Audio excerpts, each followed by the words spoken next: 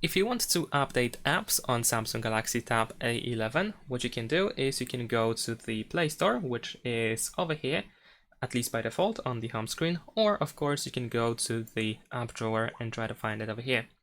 Now, in the upper right corner, you can tap on your Google profile and choose Manage Apps and Device. In here we have the updates, so if there is any new update waiting for you, then you will see this text, updates available.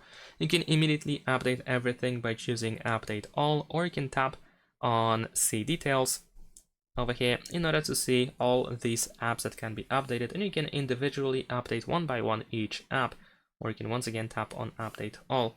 Besides that, we also have the Galaxy Store or Samsung Store, which is in this case right next to the Play Store, and you should be able to find it in the app drawer as well.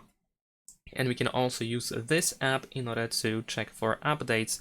More specifically, if we tap on these three lines on the left side, then we have updates in here. And if there are any app updates, then you can find them in this place. And that's it. Thanks for watching. Leave a like and subscribe.